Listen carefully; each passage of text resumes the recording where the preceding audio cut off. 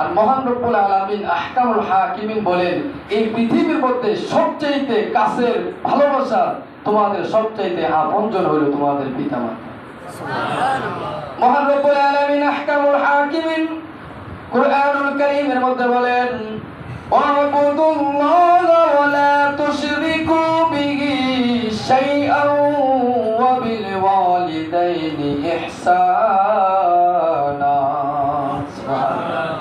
আল্লাহ তাআলা বলেন সূরা নিসার ৩৬ নম্বর আয়াতের মধ্যে আল্লাহ তাআলা ঘোষণা করে দিলেন যে হে দুনিয়াবাসী, তোমরা আল্লাহ তাআলার ইবাদত করো। সুবহানাল্লাহ।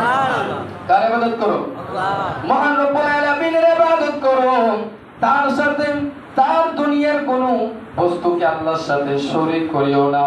আর পিতা মাতার সাথে সৎ ব্যবহার করো। আর জোরে বলি না সুবহানাল্লাহ। মহান রব্বুল আলামিন আহকামুল হাকিমিন মানুষকে পিতা মাতার মাধ্যমে সৃষ্টি করেছেন। সুবহানাল্লাহ। কার মাধ্যমে?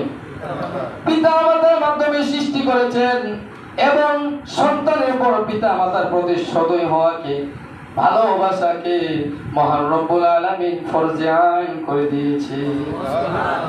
হযরত আবু হুরায়রা রাদিয়াল্লাহু তাআলা বলেন, রাসূল পাক সাল্লাল্লাহু আলাইহি ওয়াসাল্লাম ইরশাদ করেন, একজন সন্তান তার পিতা মাতার অবদান প্রতিদান দিতে পারে না।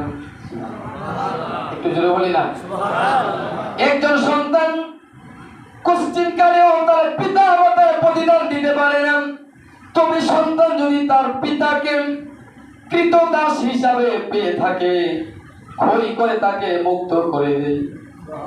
আর জোরে বলি না সুবহানাল্লাহ। আল্লাহ বলে, যদি তোমার বাবাকে কৃতদাস হিসাবে তুমি পাও, তোমার বাবা অন্যের বাড়িতে দাসী আছেন, ওই তোমার বাবাকে যদি তুমি ক্ষয় করে নিয়ে আসো, তার বড় প্রতিদান বলা সম্ভব নয়।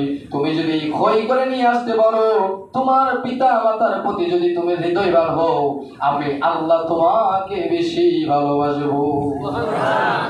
মা গো